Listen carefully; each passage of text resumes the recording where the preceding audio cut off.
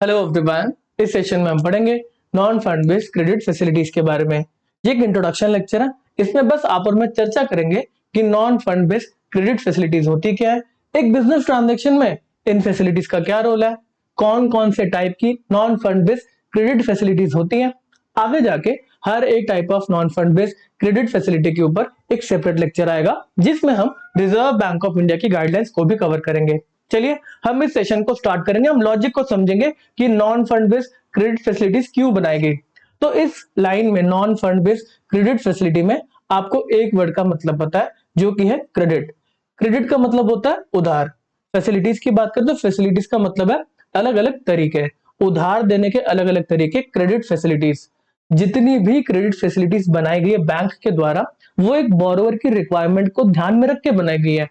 For example एक borrower आता है कि मेरे को लोन की रिक्वायरमेंट है, मेरे को मशीनरी परचेज करनी है और जो मैं आपसे लोन ले रहा हूँ, उधार ले रहा हूँ, उसको मैं धीरे धीरे करके रिटर्न करूंगा क्योंकि मशीनरी एक्सपेंसिव है। इससे जो अर्निंग होगी वो ऐसा नहीं है कि मैं एक ही बारी में एक ही साल में पूरी मशीनरी की कॉस्ट को रिकवर कर लूं। मेरे को टाइम लग जाएगा, तो मेरे को 3 साल 4 साल या फिर 5 साल के लिए लोन चाहिए।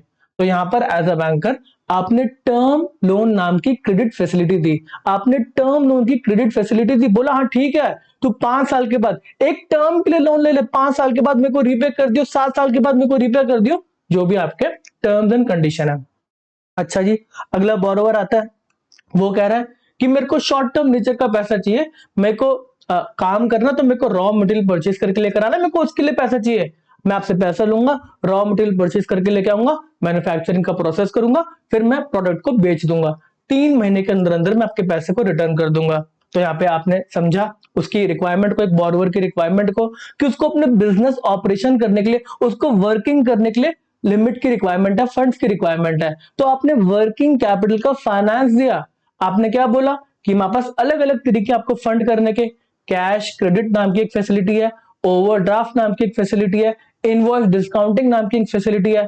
ये हर एक टाइप ऑफ फैसिलिटी उसके बिजनेस ऑपरेशन को फंड करी, जो रेकरिंग नेचर का उसका काम है, बिजनेस ऑपरेशन है, उसको फंड कर रही है। इनमें आपस में फर्क है, वो ऑलरेडी हम डिस्कस करके आ चुके हैं कि सीसी क्या होता है, ओडी क्या होता है, इनवॉइस डिस्काउंटिंग क्या होता है। मुद्दे की बात है यहाँ पे बिजनेस ऑपरेशंस को फंड करा जा रहा है, जो रेकरिंग नेचर का उसका ऑपरेशन है।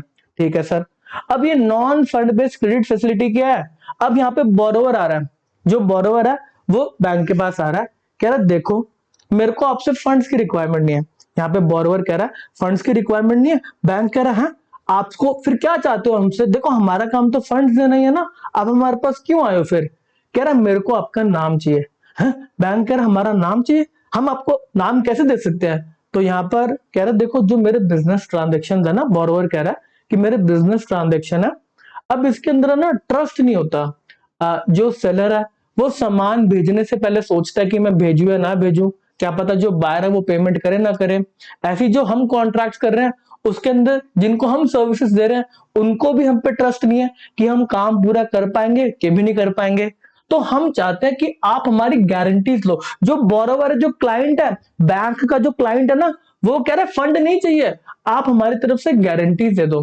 बैंक कह रहे हैं हम आपकी तरफ से क्यों गारंटी दे, आप कौन लगते हैं हमारे, हम आपकी क्यों गारंटी दे? फॉर एग्जाम्पल यहाँ पे जो कस्टमर था वो गवर्नमेंट के कॉन्ट्रैक्ट करता था और इस क्लाइंट को 10 करोड़ की बिल्डिंग बनाने का कॉन्ट्रैक्ट मिला। अब ये कस्टमर बोल रहा है कि मेरे बिहाफ पे आप गवर्नमेंट को बोल दो कि ये 10 करोड़ की जो बिल्डिंग है वो टाइम से बन जाएगी, कोई दिक्कत नहीं आएगी। अब यहाँ पे बैंक कह रहा है मैं आपके बिहाफ पे अगर गारंटी दूंगा तो कहीं ना कहीं अगर आप काम पूरा नहीं करते तो मेरे को 10 करोड़ रुपए पे करने पड़ेंगे ना गवर्नमेंट को। गवर्नमेंट कहेगी हमारा नुकसान हुआ, जो नुकसान हुआ उसकी भरपाई करो, आपने गारंटी दिया तो हम क्यों आपकी भरपाई करें नुकसान की, जो गवर्नमेंट का नुकसान हो रहा है? तो कह रहा है देखो जो भी आपका नुकसान होगा, आपको अगर पेमेंट करने की रिक्वायरमेंट आती है, मैं काम पूरा नहीं कर पाता, तो उस केस में मैं आपके पास सिक्योरिटी रखवाता हूं ना, बाई चांस मेरे से काम नहीं होता, गवर्नमेंट आपको बोलती है पैसे दो, आपने गारंटी दी थी तो आप पैसे दे दो और वो पैसा आप मेरे से रिकवर कर लो, मैं सिक्योरिटी रखवा रहा हूं ना, ये सिक्योरिटी पकड़ो, मेरे प्रॉपर्टी के कागजात पकड़ो, आप टेंशन की कोई बात नहीं है, आप बेच देना मेरी प्रॉपर्टी को और अपने पैसे को रिकवर करवा लेना। अब यहाँ पे बैंक कह रहा है ये बात तो ठीक लग रही है कि हमारे को तो कोई नुकसान नहीं है, ये जो फैसिलिटी आपको हमने प्रोवाइड करी गारंटी देने की, इसके अंदर हम आपसे कुछ कमीशन ऑब्वियसली चार्ज तो करेंगे और साथ में हमारा पैसा डूबने के भी इतने चांस नहीं है, हमारा पैसा लग भी नहीं रहा। बैंक कह रहा है इनफैक्ट जब आपको गारंटी दी हमने तो हमारा कोई पैसा नहीं गया, हमारा कोई फंड नहीं गया, बट हमने गारंटी दी, लिख के दे दिया। और अगर कुछ आगे जाके ऊपर नीचे बात होती है तो हम इस पैसे को रिकवर कर लेंगे जिसके बिहाफ पे हमने गारंटी दी। तो यहां से non fund based credit facilities बनाई गई, जहां पे बैंक का कोई फंड नहीं जा रहा, बस बैंक की गारंटीज जा रही है। अब ये अलग अलग टाइप की गारंटी है, अलग अलग नेचर की गारंटी है। यहाँ पे अगर हम फैसिलिटीज की बात करें तो एक non fund based credit facility होती है बैंक गारंटी के नाम की, एक होती है लेटर ऑफ क्रेडिट के नाम की, एक है सप्लायर्स क्रेडिट, एक है बायर्स क्रेडिट एंड एक है को एक्सेप्टेंस ऑफ बिल। अब हम इनके बारे में समझेंगे। ये जो अलग अलग फैसिलिटी बनाई गई वो एक स्पेसिफिक टाइप की ट्रांजैक्शन को ध्यान में रख के बनाई गई, ठीक है ना। अब हम ट्रांजैक्शन को समझेंगे। चलिए पहले हम इंट्रोडक्शन पढ़ लेते हैं कि नॉन फंड बेस्ड लिमिट या फिर non fund based credit facilities का मतलब क्या है। A non fund based limit is a banking facility where the bank does not disburse funds but provide a commitment. यहाँ पे बैंक कोई फंड नहीं दे रहा बट एक कमिटमेंट या फिर गारंटी प्रोवाइड करता है on the behalf of borrower या फिर कस्टमर। अनलाइक लोन, लोन के अंदर क्या होता है, पैसा देना पड़ता है, लाइबिलिटी हो जाती है एक कस्टमर की। यहाँ पे नॉन फंड बेस्ड लिमिट जो है इसके अंदर एक कंटिंजेंट लाइबिलिटी है। अगर बोरोवर या फिर बायर जो है वो डिफॉल्ट कर देता है तो उस केस के अंदर बैंक की लाइबिलिटी आएगी। जो हमारा कस्टमर है उसने बोला था एक कॉन्ट्रैक्ट करेगा, अब वो कॉन्ट्रैक्ट पूरा नहीं कर रहा, उस केस के अंदर बैंक की लाइबिलिटी आएगी। As no outflow of fund take place in non-fund based facility, they are also termed as quasi credit। मतलब क्रेडिट जैसा है बट क्रेडिट नहीं है, क्रेडिट जैसा है। यहाँ पे बैंक कर क्रेडिट जैसा है, क्या पता आगे जाके जो कस्टमर है वो अपनी ड्यूटीज को परफॉर्म ना करे तो हमारी लाइबिलिटी आ जाए, तो उस समय तो उधार ही माना जाएगा ना। अगर इस कस्टमर ने टर्म्स एंड कंडीशन को फुलफिल नहीं करा और गवर्नमेंट को पैसे देने पड़ गए 1 करोड़ रुपए, तो उस केस के अंदर तो क्रेडिट हो गया कि हमने उधार दे दिया 1 करोड़ रुपए का, अब हमें इसको रिकवर करना है बोरोवर जो भी बंदा है जिसने काम पूरा नहीं करा था, ठीक है ना। तो अभी के टाइम पे जब हम गारंटी दे रहे हैं, बैंक जब गारंटी दे रहा है तो उसको क्रेडिट नहीं माना जाएगा, अभी थोड़ा ना उधार दिया, अभी तो गारंटी दी है, तो ये क्वासी क्रेडिट है, क्रेडिट जैसा है, आगे जाके क्या पता उधार वाली सिचुएशन आ जाए। ओहो मजा आ गया। अब हम हर टाइप की non fund based credit facility को समझेंगे एक ट्रांजैक्शन, बिजनेस ट्रांजैक्शन की फॉर्म में। पहली non fund based credit limit आती है बैंक गारंटी की। ये बैंक गारंटी क्या है, तो यहां पर देखो अगर कोई कस्टमर है वो कोई कॉन्ट्रैक्ट करने की बात कर रहा है कि हाँ जी आप हमारे लिए कॉन्ट्रैक्ट्स वगैरह करेंगे, सप्लायर्स को बोल रहे हैं। एक गवर्नमेंट के पॉइंट ऑफ व्यू से बात करते हैं तो गवर्नमेंट के ढेर सारे सप्लायर्स हैं। गवर्नमेंट के अंदर अगर बात करें स्पेसिफिकली तो आपका एनबीसीसी जो ये हाईवे वगैरह बनवाते हैं, तो इस केस के अंदर नितिन गडकरी साहब कह रहे हैं ढेर सारे प्रोजेक्ट्स चल रहे हैं। अब ये जो बड़ी बड़ी कंपनीज हैं इन्होंने काम तो स्टार्ट कर दिया है, क्या पता है काम कंप्लीट करे ना करे बीच में भाग जाए। तो इस केस के अंदर जो नितिन गडकरी साहब है वो कह रहे हैं कि सारे के सारे जो भी आपके कॉन्ट्रैक्टर्स है ना उनसे bank guarantee, performance bank guarantee लेकर आओ कि आप काम पूरा करके दोगे। अगर काम पूरा आपका नहीं कर पाओगे, टाइम पे पूरा नहीं कर पाओगे, कंडीशंस को मेट नहीं करोगे, तो उस केस में हम बैंक से पैसा रिकवर करवाएंगे, अब भरपाई करवाएंगे, ठीक है ना। तो यहाँ पर कहीं ना कहीं जो गवर्नमेंट है उसको, जो कॉन्ट्रैक्टर्स उस पर ट्रस्ट नहीं है, कह रहा हमें नहीं ट्रस्ट। अगर हम आपसे पैसा मांगेंगे कि भरपाई करो, नुकसान हो गया, तो आप ये भरपाई नहीं करोगे, आप कहोगे नहीं नहीं ऐसा कोई गलती नहीं हुई, सब ठीक है, टाइम लगता है। बट वहीं अगर बैंक गारंटी रखवा लेंगे तो उस केस के अंदर बैंक इन्वॉल्व हो गया, टर्म्स एंड कंडीशन बैंक के पास चले गए, थर्ड पार्टी बीच में आ गई।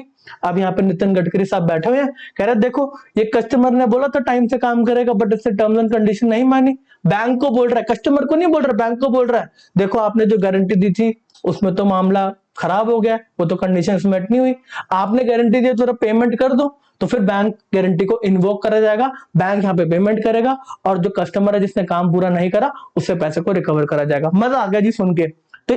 तो यहाँ पे सप्लायर को भी हेल्प मिल रही है। जो सप्लायर, अगर मैं बैंक जो गवर्नमेंट के लिए काम करता हूँ, मैं सप्लाई करता हूँ सामान, तो कहीं ना कहीं अगर मैं गवर्नमेंट को सामान सप्लाई करता हूँ तो गवर्नमेंट तभी मेरे से सामान खरीदेगी अगर मैं बैंक गारंटी प्रोवाइड करूंगा। तो सप्लायर को तो जरूरी है बैंक गारंटी की फैसिलिटी होना। अब गवर्नमेंट के पॉइंट ऑफ व्यू समझते हैं, गवर्नमेंट कह रही है हम आपस बैंक गारंटी आ गई, अगर आगे जाके काम नहीं होगा टाइम से तो हम इस बैंक गारंटी को इन्वोक करके अपने पैसे रिकवर कर लेंगे। चलो डेफिनेशन क्या है, a bank promise to cover a loss if a party fails to meet contractual obligation. ये डोमेस्टिक एंड इंटरनेशनल ट्रेड में यूज करा जाता है। यहाँ पे कहीं ना कहीं बायर और सेलर दोनों को प्रोटेक्शन मिलती है, ठीक है। जो सेलर है, जो प्रोडक्ट्स बेच रहा है या फिर काम दे रहा है, सर्विसेज दे रहा है, उसको कहीं ना कहीं कॉन्ट्रैक्ट तभी मिलेंगे जब वो बैंक गारंटी प्रोवाइड करेगा। और जो बायर है, यहाँ पे गवर्नमेंट बायर है, वो कहेगी जी अगर कोई दिक्कत होती है तो हम इन्वोक कर गारंटी को इन्वोक करके पैसा ले लेंगे। अब अगर बैंक गारंटी के टाइप की बात करें तो यहाँ पे परफॉर्मेंस गारंटी होती है, जो अभी हमने एग्जांपल लिया ना कि ये कंस्ट्रक्शन परफॉर्म करेगा तो परफॉर्मेंस गारंटी दी जाती है, ठीक है ना। ऐसे ही अलग अलग टाइप की गारंटीज है, इसको हम बैंक गारंटी के लेक्चर में डीप में जाके पढ़ेंगे। पढ़ लेते हैं एग्जाम्पल को। एक एडवांस पेमेंट की गारंटी है। फॉर एग्जाम्पल गवर्नमेंट ने कोई काम कराने के लिए या फिर किसी भी पार्टी ने कोई काम कराने के लिए एडवांस की पेमेंट कर दी। अब जो एडवांस की पेमेंट कर रहे हैं वो घबरा रहे हैं कि हमने एडवांस तो दे दिया बट क्या पता काम ढंग से हो ना हो, हमारा पैसा लेके भाग ना जाए। तो यहाँ पे जब भी एडवांस की पेमेंट करी जाती है ना, तो जिसको एडवांस दिया उसको बोलेंगे जरा बैंक की गारंटी दिलवा दो ये एडवांस पेमेंट की। अगर आगे जाके आपका काम बेकार होता है, एडवांस वापस करना पड़ जाता है और आप एडवांस वापस नहीं करोगे, तो फिर उस केस में हम ये बैंक की जो गारंटी आपने प्रोवाइड करी ना, एडवांस पेमेंट की बैंक गारंटी, हम उसको इन्वोक करा के बैंक से पैसा रिकवर कर लेंगे। ऐसी फाइनेंशियल गारंटीज होती है जो कि पैसे के रिस्पेक्ट में गारंटीज है। परफॉर्मेंस एक कॉन्ट्रैक्ट के परफॉर्मेंस के ऊपर कंटिजेंट है, फाइनेंशियल गारंटी है। फॉर एग्जांपल आपकी कंपनी ने लोन लिया है और वो लोन को रीपे नहीं कर पाती, तो उस केस के अंदर जो कंपनी है उसकी सिक्योरिटीज तो रखवाई जाती है बट साथ ही साथ जो ओनर्स होते हैं ना उनकी गारंटी भी रखवा लेते हैं। तो इस केस के अंदर अगर कंपनी लोन की रीपेमेंट नहीं करती तो पहले सिक्योरिटी वगैरह को बेचा जाएगा, फिर कुछ पैसा अगर लोन का रह गया तो फाइनेंशियल गारंटीज जो दे रखी है, पैसे वाली गारंटी कि हाँ जी इतना लोन है रीपे नहीं करा, तो फाइनेंशियल गारंटी को इन्वोक करा लेंगे, बोलेंगे पेमेंट करो, बैलेंस लोन है ये पे नहीं करा था आप पे करेंगे, कंपनी का लोन रह गया जो ओनर है वो पे करेंगे, जिसकी भी फाइनेंशियल गारंटी रखवाई है। एक और बात देख लेते हैं, यहाँ पर जो इनकम टैक्स डिपार्टमेंट है, जीएसटी डिपार्टमेंट है, तो उस केस के अंदर अगर कोई डिमांड्स वगैरह आ जाती है ना कि हाँ जी आपने चोरी करी है टैक्स की, आप इतने का पैसा दो, तो उस केस में अगर आप इस पे अपील वगैरह करते हैं, नहीं जी हमने कोई चोरी नहीं करी, हम इनोसेंट है, अगर आपको अपील वगैरह करनी होती है तो उस केस में भी डिपार्टमेंट कहते हैं हाँ आप अपील कर सकते हैं, बट हमारे को सर्टन होना है कि अगर आगे जाके आपकी गलती होती है, आपने चोरी करी है, तो हमारा पैसा मिल जाना चाहिए। तो उस केस में अगर आपको अपील करनी है तो कुछ पैसा आपको रखवाना पड़ेगा। अगर आपको पैसा नहीं रखवाना तो उस केस में बैंक की गारंटी लाके रखवा दो, बैंक गारंटी दे देगा कि इतने रुपए का हमारा डिफॉल्ट है, इतने रुपए का जो डिमांड है वो आ रखी है, उसका कुछ परसेंटेज की बैंक गारंटी लाके आप प्रोवाइड कर दो, तो ये फाइनेंशियल गारंटी है। समझ में आती है बात। एक हमारी नॉन फंड बेस्ड क्रेडिट की जो फैसिलिटी है वो समाप्त होती है। बैंक गारंटी का बिजनेस ट्रांजेक्शन में क्या रोल है हमें समझ में आता है। दूसरी आपकी फैसिलिटी आती है लेटर ऑफ क्रेडिट की। तो ये जो आपके ट्रेड ट्रांजेक्शन है ना, जो आप इंपोर्ट एक्सपोर्ट कर रहे हैं उसके अंदर ज्यादा यूज करा जाता है, स्पेसिफिकली एक्सपोर्ट इंपोर्ट के अंदर, जो मतलब आपका इंटरनेशनल ट्रेड है। अभी लेटर ऑफ क्रेडिट को क्यों बनाएंगे इसके बारे में भी हम समझेंगे। तो लेटर ऑफ क्रेडिट और कुछ नहीं, एक गारंटी देने का तरीका है। यहाँ पर अगर मान लेते हैं हम इंपोर्टर है, चाइना से हम कोई सामान इंपोर्ट करके लेकर आ रहे हैं इंडिया के अंदर, तो हम चाइना वाली पार्टी को बोल रहे हैं चाइना की पार्टी आप हमें सामान भेज दो, हम आपको पेमेंट करेंगे। चाइना की पार्टी कह रही है आप हमारे को पेमेंट करेंगे, ये क्या मतलब है, पेमेंट करो तभी हम सामान भेजेंगे। तो इंडिया की पार्टी कह रही है नहीं अभी तो पैसा नहीं है, थोड़ा सा तो टाइम दो। तो चाइना की पार्टी कह रहे हम आपको जानते नहीं है तो हम आपको कैसे ये सामान भेज दे। तो इंडिया की पार्टी कह रही है कि मैं आपको एक मतलब कंफर्ट प्रोवाइड करता हूं मेरे बैंक के थ्रू, एक आपको मैं लेटर प्रोवाइड करता हूं कि आप मेरे को क्रेडिट दे दो। अगर आप लेटर ऑफ क्रेडिट की टर्म्स एंड कंडीशन को मेट कर लेते हैं, सामान भेज देते हैं, तो उस केस में मैं आपको पेमेंट करूंगा। अगर मैं पेमेंट नहीं करता तो जिसने आपको गारंटी दी है, लेटर ऑफ क्रेडिट दिया, वो आपको पे कर देगा। ये ट्रांजेक्शन करने का तरीका क्या है समझेंगे। इंडिया अपने बैंक के पास जाएगा, बोलेगा मेरे को एलसी की फैसिलिटी चाहिए, लेटर ऑफ क्रेडिट की फैसिलिटी चाहिए। चाइना की पार्टी को मेरे को लेटर ऑफ क्रेडिट प्रोवाइड करना है। अब इंडिया का जो पर्सन है उसका बैंक अकाउंट है एचडीएफसी के अंदर, जो चाइना की पार्टी उसका थोड़ा ना एचडीएफसी के अंदर बैंक अकाउंट होगा, तो चाइना का अपना एक बैंक है, बैंक ऑफ चाइना वगैरह जो भी है। तो यहाँ पे जो इंडियन इंपोर्टर है वो चाइना वाली पार्टी को कहता है कि हाँ जी तेरे को पैसे मिल जाएंगे, टेंशन की बात नहीं है। वो अपने बैंक से एक लेटर लिखवाता है क्रेडिट का कि इसको क्रेडिट दे दो यार, उधार दे दो 180 दिन का, ठीक है ना, कि 180 दिन में पेमेंट आ जाएगी। और अगर नहीं आती तो बैंक करा देखो हम लेटर दे रहे हैं ना, अगर ये पेमेंट नहीं करती इंडियन की पार्टी तो हम आपको पे कर देंगे। तो ये लेटर ऑफ क्रेडिट जाता है चाइना का जो आपका सामान भेज रहा है उसके बैंक के पास, तो चेक करते हैं कि लेटर ऑफ क्रेडिट के जो डॉक्यूमेंट्स वगैरह वो ठीक है कि नहीं है। और चाइना की जो पार्टी है जो वो सामान भेज देगी, जो टर्म्स लिखे गए लेटर ऑफ क्रेडिट के अंदर उनको फुलफिल कर देगी, सामान जैसे ही वो भेज देगी तो डॉक्यूमेंट प्रोवाइड करेगी इस अपने बैंक को कि हाँ जी देखो ये लेटर ऑफ क्रेडिट आया था ना, इसमें लिखा हुआ था इस डेट तक इतने क्वांटिटी में सामान को भेज दो, तो मैं अपने यहाँ पे जो जहाज खड़े हुए थे वहां पे सामान को दे आया हूँ और ये इंडिया की तरफ निकल चुका है। डॉक्यूमेंट वो आके सबमिट कर देगा और ये वाला बैंक बोल देगा इंडियन बैंक को, बैंक ऑफ चाइना बोल रहा है इंडियन बैंक को कि देखो ये डॉक्यूमेंट वगैरह सबमिट हो गया, अब आप मुकर नहीं सकते, ये लेटर ऑफ क्रेडिट में जो भी टर्म्स एंड कंडीशन है उनको मेट कर लिया गया है, अब आप मुकर नहीं सकते। अगर आपकी पार्टी 180 दिन में पेमेंट नहीं करेगी तो हम आपके बैंक से पैसा रिकवर करेंगे। लॉजिक समझ में आता है सर? सीधा बैंक गारंटी की यहाँ पे बात क्यों नहीं करी गई, यहाँ पे लेटर ऑफ क्रेडिट के टर्म क्यों बनाया गया, सीधा गारंटी वगैरह प्रोवाइड कर देते ना। देखो है ये भी गारंटी, बट यहाँ पे डॉक्यूमेंट्स का काफी मूवमेंट होता है, जो टर्म्स एंड कंडीशन होती है एलसी की उसको आपने सेटिस्फाई करा कि नहीं करा वो एक डॉक्यूमेंट पे डिपेंडेंट है, तो इसका प्रोसीजर किस तरीके से रहेगा, इसीलिए लेटर ऑफ क्रेडिट नाम की एक फैसिलिटी बनाई गई कि डॉक्यूमेंट्री क्रेडिट है, डॉक्यूमेंट्स के मूवमेंट पे क्रेडिट की क्रेडिट देना है कि नहीं देना वो डिपेंडेंट है, तो इसीलिए इसको एक डिफरेंट नाम देके एक पूरी फैसिलिटी को बनाया गया लेटर ऑफ क्रेडिट। समझेंगे definition. A bank promise to pay the seller, जो सेलर है चाइना का, on behalf of the borrower, हम इंडिया के बोरोवर है, if the seller meets the terms of LC, आपको एलसी की टर्म्स को मानना पड़ेगा। अब यहाँ पर इंटरनेशनल ट्रेड चल रहा है तो कुछ यूनिफॉर्म कस्टम एंड प्रैक्टिस होनी चाहिए कि भाई इंटरनेशनल लेवल पे सेम तरीके हैं आपके काम करने के, एलसी प्रोवाइड करने के, उसको एक्सेप्ट करने के वगैरह। तो यहाँ पे जो इंटरनेशनल लेवल के कस्टम एंड प्रैक्टिस है उसका एक डॉक्यूमेंट है जिसका नाम है UCP, uniform custom and practice for documentary credit, UCPDC. इसको डॉक्यूमेंट्री क्रेडिट क्यों बोला गया, क्योंकि यहाँ पे डॉक्यूमेंट्स का मूवमेंट होता है और एलसी की टर्म्स वगैरह हर एक चीज आपको डॉक्यूमेंट सबमिट करने होते हैं कि हाँ सब ओके है, एलसी की टर्म्स को वगैरह मानना होता है, इसलिए इसको डॉक्यूमेंट के बेस के ऊपर क्रेडिट माना गया। और ये 600 है, इसका वर्जन होता है, ठीक है ना, अलग अलग वर्जन के नाम दे रखे हैं। 1933 के अंदर पहला UCP, uniform custom and practice के रूल्स वगैरह आए थे, उसके बाद रिवीजन होता गया, जो लेटेस्ट रिवीजन हुआ था वो 2007 में हुआ था जिसका नाम था यूसीपी 600, ठीक है ना 600। ये 600 वर्जन नहीं है, अलग अलग नाम दिए गए, पहले कुछ और नंबर था फिर कुछ और नंबर दिया, अब 600 का नंबर दे दिया इसको, ठीक है। इसको इंटरनेशनल ट्रेड में यूज करा जाता है to reduce the payment risk.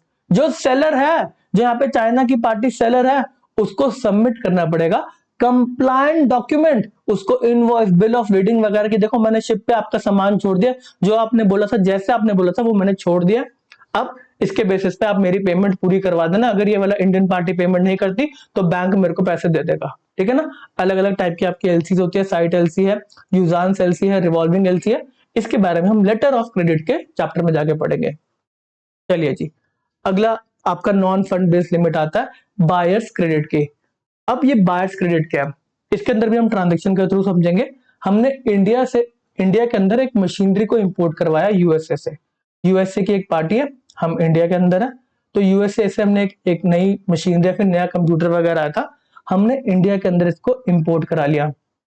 अब अगर हम नॉर्मल बिजनेस ट्रांजेक्शन की बात करें तो यूएसए की पार्टी को हमने बोला कि तेरे को हम 6 महीने के बाद पेमेंट कर देंगे, थोड़ा सा तो टाइम वगैरह दे यार, इतनी महंगी तेरी मशीनरी हम परचेज कर रहे हैं, जो भी हम कंप्यूटर वगैरह परचेज कर रहे हैं 6 महीने के बाद तेरे को पेमेंट करेंगे। तो जो यूएसए की पार्टी है जो आपको मशीन भेज रही है, तो पहले तो वो हेजिटेंट होगी कि यार 6 महीने के बाद पेमेंट पता नहीं आएगी नहीं आएगी, क्या दिक्कत होगी, फॉरेन करेंसी ऊपर नीचे होती रहेगी, तो कहीं ना कहीं यूएसए की पार्टी पहले तो हेजिटेंट है कि आपको कंप्यूटर भेज ही नहीं रही। फिर उसके बाद आप कह रहे हो कि यार 6 महीने के बाद पेमेंट करनी है, तो ये यूएसए की पार्टी कहीं ना कहीं मेरे से रेट भी ज्यादा ले रही है, 6 महीने के बाद पेमेंट करोगे ना, अगर आप कैश में पेमेंट करो तो थोड़ा सा सस्ता मिलता है, अगर आप 6 महीने के बाद पे करोगे तो भाई टाइम लग जाता है पेमेंट, वो ज्यादा पैसे लेते हैं आपसे। तो इस केस के अंदर आपने बोला कि यार यूएसए की पार्टी तू ऐसा कर, तेरे को मैं पैसा दिलवाता हूँ, यूएसए की पार्टी को बोला तू सामान भिजवा, ये कंप्यूटर भिजवा, काम स्टार्ट करना हमें, तेरे को मैं पैसा दिलवाता हूँ। तो यहाँ पे यूएसए का कोई बैंक को ढूंढा, यूएसए के बैंक को ढूंढा और यूएसए के बैंक को बोला आप इसको पेमेंट कर दो, आप इसको पेमेंट कर दो, बैंक को बोला हम आपको पेमेंट करेंगे आराम से 6 महीने के बाद। अब यूएसए के बैंक को यहाँ पे बोला जा रहा है कि आप यूएसए की पार्टी को पेमेंट करके काम खत्म करो, ये मेरे को कंप्यूटर भिजवाए। अब इंडिया के अंदर ये वाला कंप्यूटर आ गया और यहाँ से यूएसए की पार्टी ने पेमेंट कर दी। अब देखो इंडिया की पार्टी को ये यूएसए का बैंक लोन क्यों देगा, इसके ब्याह पे पेमेंट क्यों करेगा? तो यहाँ पे रोल आता है इंडियन बैंक का। इंडियन जो बैंक है, यहाँ पे जो एचडीएफसी बैंक है, वो यूएसए के बैंक को बोल रहा है कि तुम पेमेंट कर दो, 6 महीने के अंदर हमारी इंडियन पार्टी तुमको पे कर देगी, और अगर नहीं पे करेगी तो उस केस के अंदर इंडियन जो बैंक है वो पे कर देगा। तो यहाँ पे भी तो इंडियन बैंक ने गारंटी दी, गारंटी दी। देखो हमारी पार्टी बाय कर रही है, बाय कर रही है हमारी पार्टी आपके यूएसए के क्लाइंट से, हम उसको बायर्स क्रेडिट प्रोवाइड कर रहे हैं। तो यहाँ पर बायर्स क्रेडिट के अंदर जहां पे आप सामान, जिस पार्टी से आप सामान मंगवा रहे हो, आप उसी के बैंक से पेमेंट करवा रहे हो, और यूएसए एक इंटरनेशनल, एक ओवरसीज बैंक से आप लोन ले रहे हो। अब यहाँ पे आपने डायरेक्टली जो यूएसए के बैंक से आप लोन नहीं ले सकते, आप तो इंडिया की पार्टी हो ना, तो वहां पर आपको एक इंडियन बैंक को ढूंढना पड़ेगा, और इंडियन बैंक को आप बोलेंगे हाँ जी आप इसके साथ थोड़ा से क्या कहते हैं डिस्कशन वगैरह कर ले, इससे मेरे को लोन वगैरह प्रोवाइड करवा दे। इंडियन बैंक का कोई फंड नहीं गया, इंडियन बैंक ने सिर्फ गारंटी दी इस यूएसए वाले बैंक को कि हाँ जी आप जरा पैसा दे दो, हमारी इंडियन पार्टी पेमेंट कर देगी।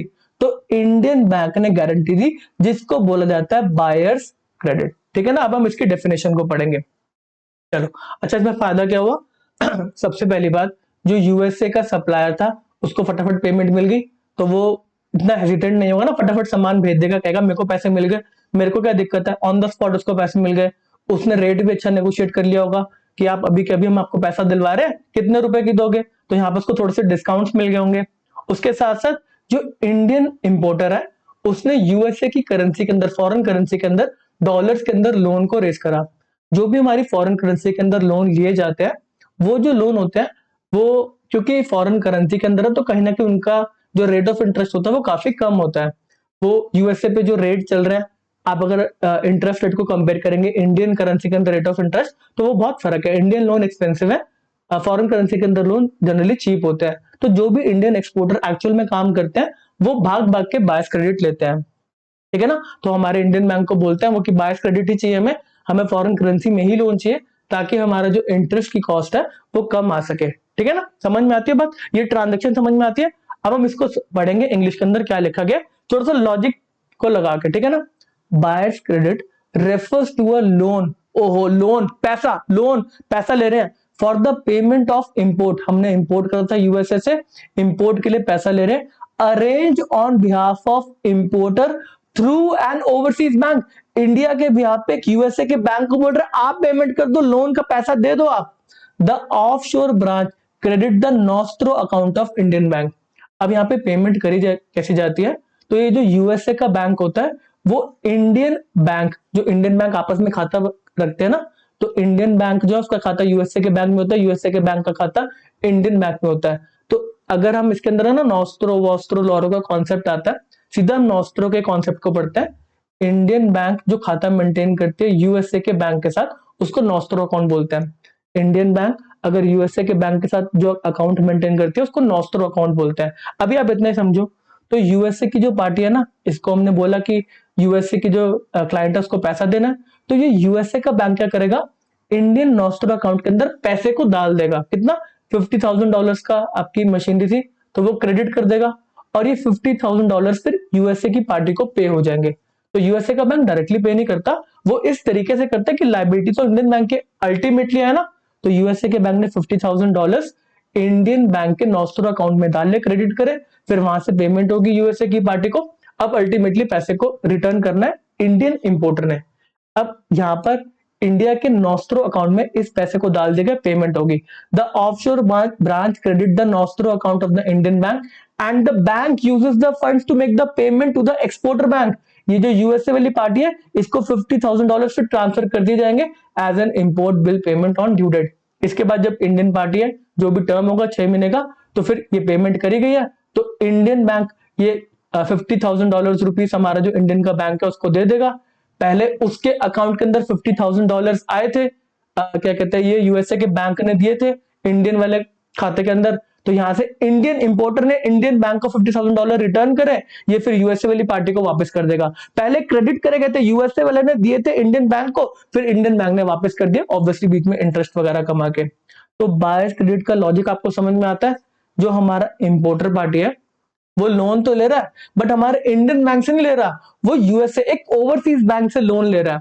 और जो हमारा इंडियन बैंक है वो गारंटी प्रोवाइड करा, हाँ जी यूएसए वाले बैंक आप लोन दे दो, हमारी जो इंडियन पार्टी है वो आपको पेमेंट कर देगी, टेंशन की बातें नहीं करेगी, तो हम बैठे हुए हैं।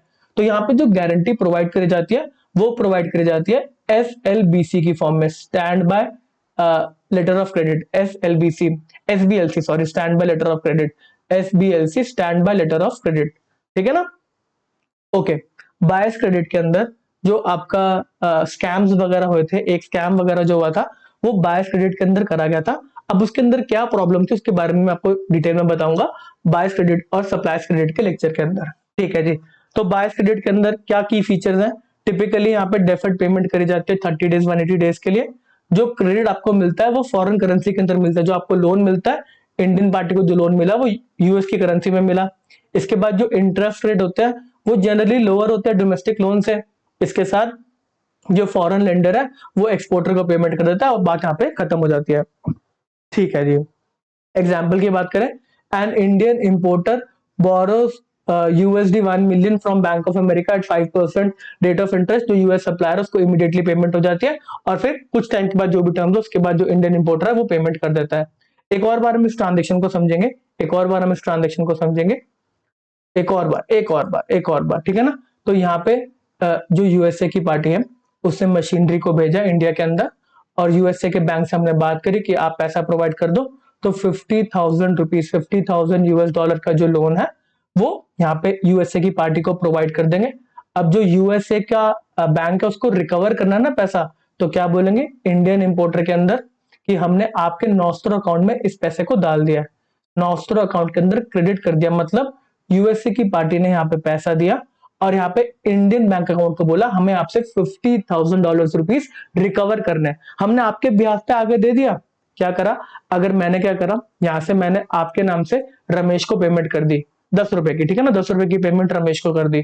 अब मैं आपके अकाउंट में लिख दूंगा कि मेरे को आपसे 10 रुपए लेने हैं, मैंने आपके ब्याज पे 10 रुपए रमेश को दे दिए, अब मैं आपका जो अकाउंट मेंटेनर उसमें लिख दिया कि 10 रुपए मेरे को आपसे लेने हैं। तो यूएसए के बैंक ने $50,000 यूएसए का जो एक्सपोर्टर था उसको भेजे और फिर इंडिया के खाते में क्रेडिट करके लिख दिया कि हमने आपको $50,000 दे दिए, अब 6 महीने के बाद आप हमें रिटर्न कर देना। 6 महीने के बाद क्या होगा, जो इंडियन वाला इंपोर्टर है वो इंडियन बैंक को $50,000 भेजेगा और ये वापस किसको भेज देगा, यूएसए के बैंक को। तो यूएसए का बैंक है जो मैंने लोन दिया था वो मैंने रिकवर कर लिया। लॉजिक समझ में आता है, पर लॉजिक हमें थोड़ा थोड़ा समझ में आता है, जब आप बायस क्रेडिट का लेक्चर लोगे तो हमें और अच्छे तरीके से समझ में आएगा। ओके ओके, चलो अगला आपका non fund based credit facility आती है सप्लायर्स क्रेडिट की। अब इस केस के अंदर क्या हो रहा है, अभी भी हम इंपोर्टर, हम इंडिया पार्टी की इंपोर्टर है और यूएसए के अंदर फिर से वो कंप्यूटर भेज रहा है, बट अब थोड़े से टर्म्स एंड कंडीशन चेंज हो गए हैं। जो यूएसए वाला पार्टी कंप्यूटर बेच रहा है ना, उसके कंप्यूटर की मार्केट में इतनी डिमांड नहीं है, तो यूएसए वाली पार्टी कह रही है मेरे को तो बेचना है, मेरे को तो पैसा रिकवर करना है। इंडियन पार्टी कह रही है नहीं नहीं हमें लेना है, नहीं लेना हमें पता नहीं, अभी डिस्कशन चल रहा है। तो यूएसए की पार्टी बोलती है अरे आप ले लो ना यार, धीरे धीरे करके पेमेंट कर देना, कोई दिक्कत वाली बात नहीं है, आप 6 महीने के बाद पेमेंट कर देना। तो यहाँ पे जो यूएसए का सप्लायर है वही इंडिया वाले पार्टी को बोल रहा है आप धीरे धीरे करके पेमेंट कर देना।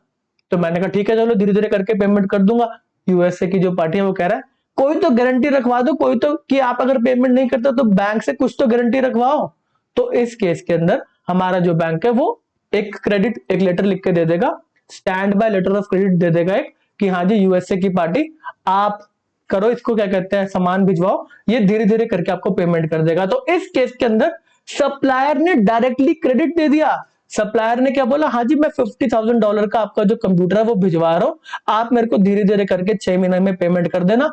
और यहाँ पे जो इंडियन बैंक है वो क्या इश्यू कर देगा, एक क्या कहते हैं यहाँ पर आपको गारंटी प्रोवाइड कर देगा जो कि एसबीएलसी की फॉर्म में होती है। और यहाँ पे जो सप्लायर्स क्रेडिट है वो प्रोवाइड करवा दी जाएगा इंडियन बैंक के द्वारा। फिर से इंडियन बैंक होगा और यूएसए का बैंक होगा, जो कम्युनिकेशन होगी वो तो बैंक के बीच में होगी ना। हमारे यहाँ का बैंक जो इस पर्टिकुलर कस्टमर जो यहाँ पे सामान भिजवा रहा है उसके बैंक के साथ कम्युनिकेट करके कि हाँ जी सप्लायर ने खुद ही क्रेडिट प्रोवाइड कर दिया है, अगर 6 महीने के बाद मेरी इंडियन पार्टी पेमेंट नहीं करेगी तो हम करेंगे ना पेमेंट, तभी तो यहाँ पे आपको गारंटी प्रोवाइड कर रहे हैं। तो यहाँ पे हम $50,000 की तब पेमेंट कर देंगे 6 महीने के बाद, अगर हमारी पार्टी पेमेंट नहीं करती। तो इस केस के अंदर बैंकों ने क्रेडिट प्रोवाइड नहीं करा, कोई लोन प्रोवाइड नहीं करा, जो पैसे लगे वो यूएसए की पार्टी के ही लगे। जो सामान भेज रहा है वही कह रहा है मैं ही आपको क्रेडिट दे रहा हूं, मेरे बैंक से पैसे लेने की जरूरत नहीं, मेरे को पैसे देने की जरूरत नहीं है, सीधा 6 महीने के बाद आप पेमेंट कर देना।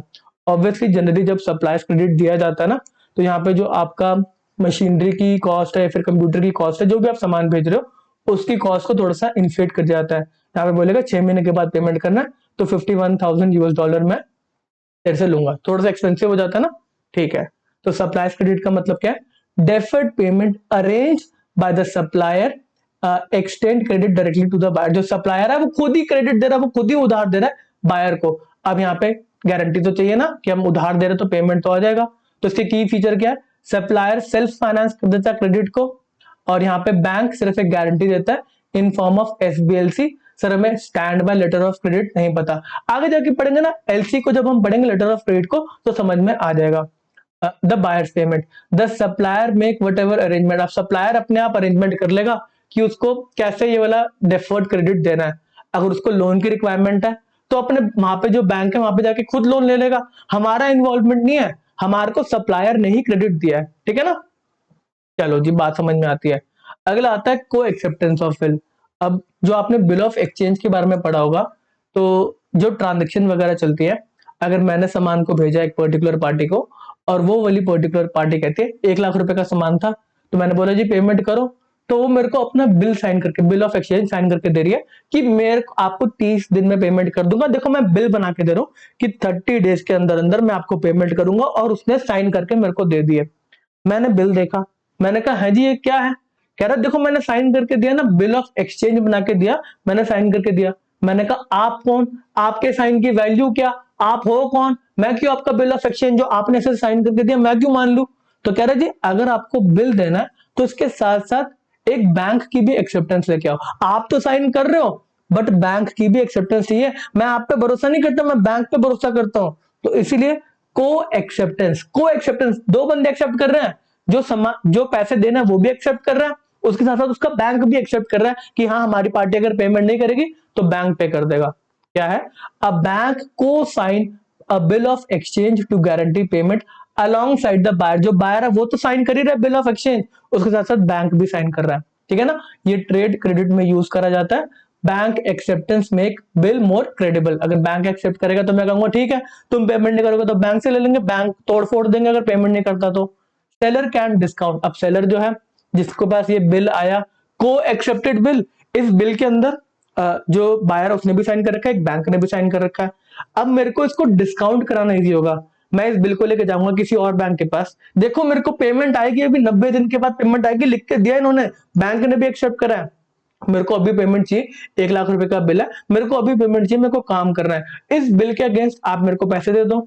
तो जो बैंक होगा वो कहेगा हाँ जी पैसा तो डूबने का कोई टेंशन ही नहीं है, एक और बैंक ने एक्सेप्ट कर रखा है, हम इस बिल को डिस्काउंट कर देते हैं, आप हमसे 98,000 रुपीज अभी ले लो, 98,000 रुपीज लो, हम 1 लाख रुपए रिकवर कर लेंगे, हमारा काम ही पैसा कमाना है, यहाँ पे 2,000 रुपए का इंटरेस्ट कमा लिया, ठीक है ना। चलो जी, तो ये जो हर एक टाइप की आपकी non fund based credit facility बनाई गई, वो एक स्पेसिफिक ट्रांजेक्शन, एक स्पेसिफिक टाइप ऑफ ट्रांजेक्शन को केटर करने के लिए बनाई गई। अगर बैंक गारंटी की बात करें तो यहाँ पर जो कस्टमर है, सप्लायर नहीं, कस्टमर को सपोर्ट देने के लिए यहाँ पे गारंटीज की फैसिलिटीज बनाएगी बैंक गारंटी की। अगर हम लेटर ऑफ क्रेडिट की बात करें तो यहाँ पे सप्लायर जो है, जो सप्लायर है उसको एलसी इशू करवाई गई कि तू दे दे सामान, धीरे धीरे करके पेमेंट कर देंगे। और यहाँ पे डॉक्यूमेंट्स का मूवमेंट रहा, इसलिए इसको डॉक्यूमेंट्री क्रेडिट भी बोला जाता है। फिर उसके बाद अगर बायर्स क्रेडिट की बात करें तो यहाँ पर जो इंटेंशन था कि पैसा टाइमली आप प्रोवाइड कर दो, मेरे को थोड़ी सी चीप रेट पे मैं बाय कर लूंगा, और ये बायर्स ने क्रेडिट ले लिया ये ओवरसीज बैंक से, कह रहा फॉरेन करेंसी में मेरे को क्रेडिट चाहिए, फॉरेन करेंसी में मेरे को सस्ता पड़ता है, फिर जो टाइम आएगा मैं इसके अंदर पेमेंट कर दूंगा। इंडिया ने अपने बैंक से यहाँ पे कुछ गारंटीज प्रोवाइड कर दी कि हाँ आपको पेमेंट मिल जाएगी, इस फैसिलिटी को बोला गया बायर्स का क्रेडिट, ठीक है ना। ओके ऐसे ही अगर सप्लायर खुद क्रेडिट, सप्लायर कहता है कि कोई बैंक में इन्वॉल्व करने की जरूरत नहीं है, मतलब पैसे वैसे देने की जरूरत नहीं है, सीधा क्या कहता है मैं तेरे को क्रेडिट देता हूं, फिर 6 महीने के बाद तू मेरे को पेमेंट कर देना, बट गारंटी प्रोवाइड कर दे किसी बैंक की। इस टाइप की ट्रांजेक्शन को बोला गया सप्लायर्स क्रेडिट। यहाँ पे सप्लायर्स क्रेडिट बोला जाएगा, ठीक है ना, कि ये सप्लायर्स क्रेडिट की फैसिलिटी है। ओके, कोई एक्सेप्टेंस ऑफ बिल के अंदर एक बिल ऑफ एक्सचेंज को बायर है वो भी एक्सेप्ट करता है और साथ में जो बैंक है वो भी एक्सेप्ट करता है, इसलिए इसको को एक्सेप्टेंस बोला गया। मजा आ गया जी। चलो आगे कुछ थ्योरेटिकल बातें। एनएफबी कैसे हेल्प करती है एक बोरोवर को, तो यहाँ पे उसकी क्रेडिबिलिटी को एनहांस करा जाता है। बैंक गारंटी अगर कोई देगा, एलसी अगर कोई देगा, तो जो सेलर है वो खुश रहेगा, कहेगा चलो एलसी वगैरह आ रखी है तो हमारे को पेमेंट की कोई टेंशन नहीं है, तो ट्रस्ट इंप्रूव हो जाता है। ये बिजनेस एंड ट्रेड ऑपरेशन को सपोर्ट करता है।